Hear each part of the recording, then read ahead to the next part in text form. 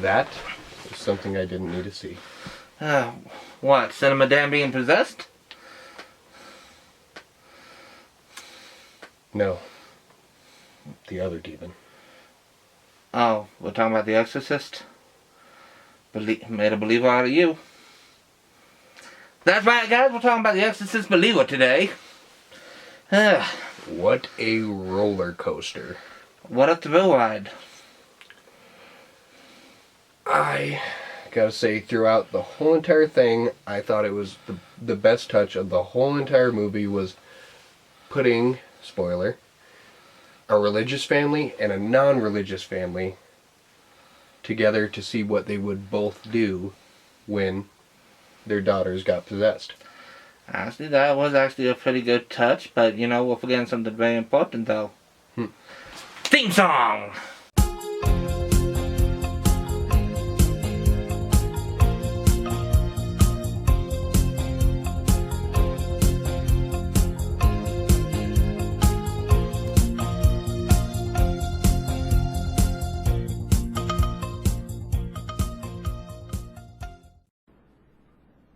What an excellent day for an exorcism. And now we're back.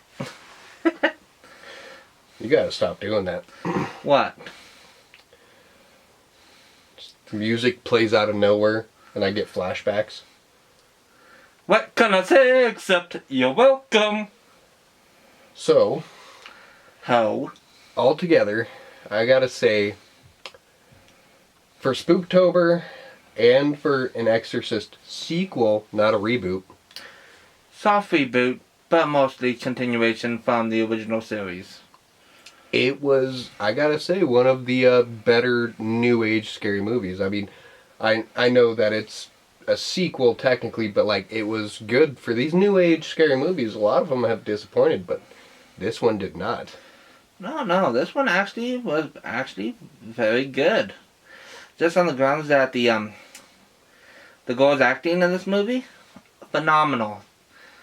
Both ladies brought their A games to these roles. Like I really felt like they were actually possessed. Well, for the most part, besides them looking like cavemen from the early Geico commercials, those girls did do a great job acting. And I mean, like, everybody on the screen did an incredible job acting. You wouldn't think it. And then some reprising roles. Definitely didn't think you would see them. Yep. But some good reprising roles. I thought it was just going to be a soft... call it a soft reboot. I thought it was going to be a hard reboot. Nope. Well, more or less, haven't you not noticed lately? Hollywood's been doing soft reboots, keeping the original movie, but expanding it. Let's see here. Let's see here. Halloween. Let's see, who else? Oh, Texas Chainsaw Massacre. I mean, all the classics have been redone at this point, except for there's one that I don't think they'll ever be able to really ever kind of reaccomplish, and that would be Friday the 13th. Just saying. I don't think they'll ever be able to reaccomplish. Oh, they already did a... No, but they'll never be able to reaccomplish their accomplishment, you know. First one, great. Second one, just as great. But the newest one, I don't think they're ever going to get back down to their roots to where it's going to be like one of those mind-blowing experiences. Well, but actually, back to The Exorcist. Well, and if you want more opinion on Friday the 13th, you can check out my tier list I posted a couple weeks ago. Yeah, I was asleep behind your couch for that one. I know. I thought I heard somebody fucking want to slap me when I said Jason X was my favorite. Mm-hmm. Exactly. It is. I'm sorry. We all know you love pillow fights with teenagers. Hey. I'm sorry. I'm sorry. That was fucked up. Oh, okay. Oh, okay. Back to it. You need Jesus, boy. Actually, no. Who actually needs Jesus? It's Cinema Dan in the other room. That man needs some Jesus. I think he got a whole wallop of Jesus. He got something alright. Something's not right with him. But altogether, the two main characters, the girls, I'd say they're the main characters, Angela and Catherine. And there is one scene that didn't make much sense to me until the ending, is they have inflictions on their body, and Angela gets a bunch of body inflictions, and Catherine doesn't, but during the climax of the movie, Catherine does, but Angela doesn't. It's like a weird one of those switcheroo kind of things. You think both of the children are just completely demonically possessed at the same point, but they're chosenly possessed, and like there's certain aspects with these characters that they chose to put in there specifically on the religious side and the non-religious side. And actually, I want to bring it back to the whole religious look.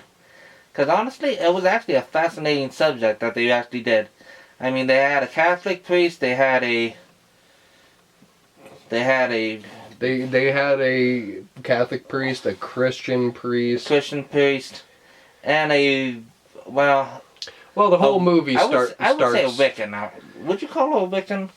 I would say Wiccan. Wiccan would be a good term for it. She's more of an African ritualist, but yes, pretty much on the lines of what you would call a Wiccan. Which honestly, altogether, the whole movie, it kind of fit like every puzzle piece that you would think should have either happened in the original or what they should have done. Everything fit together perfectly. And again, gonna spoil, after everybody is done and the climax is done, exorcisms have been made, there's one problem. They put such a happy song in that ending, and there is still a child burning in hell.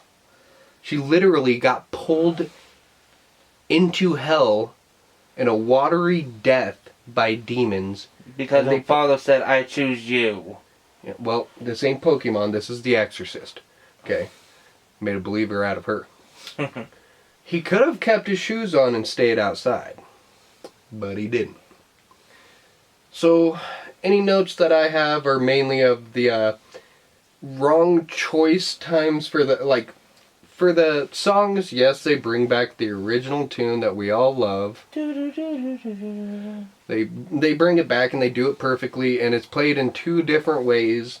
It's awesome, but the happy music at the end, but there's a child burning in hell, makes no sense at all. And the only one who seemed like she's been afflicted by it was the other girl who survived. It's like, she even looks over at her friend's empty desk while that cheerful music going. I mean, shit. It reminds me of fucking Bambi when the mother got shot. Think about... Stephen King shook his head at the end of this movie, okay?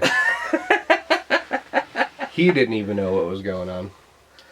But, gotta say, so glad that they didn't try to reprise the old light scene. One of the most iconic pictures in all of cinematograph,